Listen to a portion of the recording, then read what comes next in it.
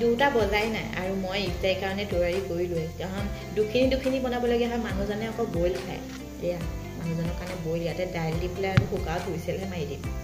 boil বনাই ৰাতিয়ে তাৰমানে ৰুটি থাকি গৈছিলে মই সৰুকৈ কাটি নহয় হাতেৰে ছিঙি লৈছোঁ সৰুকৈ ছিঙি লৈছোঁ ৰুটিয়ে তাৰমানে মালিতা বনাম লৈছোঁ পকৰি বনাম দাইল অলপ কালিয়ে বনোৱা অলপ আছে সেইকাৰণে মই কমকৈ তিয়াইছোঁ ডাঙৰ হৈ যায় ফুলি যায় যিহেতু দাইলটো আৰু লগতে বেটাৰ কাৰণে মামো বনাই আছোঁ যিহেতু আমিহে ৰোজা ধৰিছোঁ বেটাৰটো নাই ধৰা তাক খুৱাবই লাগিব ইয়াত তাৰ কাৰণে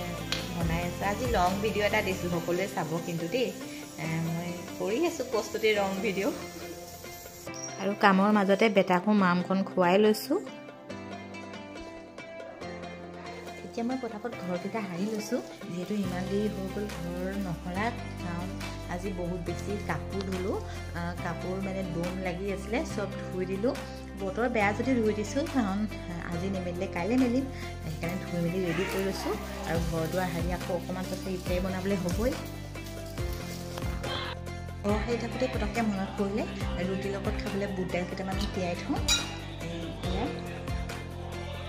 বুট দাইল কেইটামান তিয়াই দিলোঁ আৰু লগতে আটা চাটাও উলিয়াই সকলোবোৰ উলিয়াই মেলি চব ৰেডি কৰি লৈছোঁ যাতে একদম কাম বন আজৰি কৰি আহি আৰু পটাপট লাগিহে যাম আৰু তিয়াবলগীয়া বস্তুখিনি জল্দি তিয়াই ল'ব লাগিব তাকে টমাটো দেখিলোঁ আলু শেষ হ'ল এতিয়া দোকানলৈ আহিছোঁ টমাটো মোটামুটি দোকান আছে আলু নিবলৈ আহিছোঁ যাওঁতে মাছ পালোঁ মাছ এজনী লগতে বেটাক খুৱাই লওঁ বুলি ভাবিছোঁ সি সদায় মানে 3টামান বজাত শুই যায় তাক খুৱাব লওঁতে মোবাইলটো টোবাইছোঁহে সি দিছেনে আগে ভাগে মোবাইলটোলৈহে চকু মাৰিছে এতিয়া মই পকৰি বনাব লৈছোঁ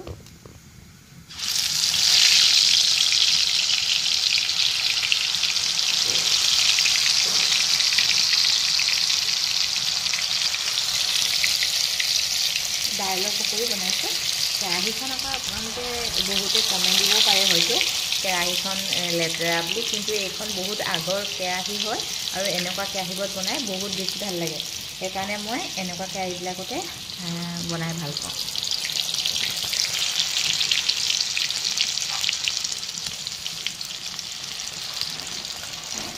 আটাখিনি মাৰি ল'লোঁ এতিয়া লাডু কৰি থৈ গৈছোঁ আৰু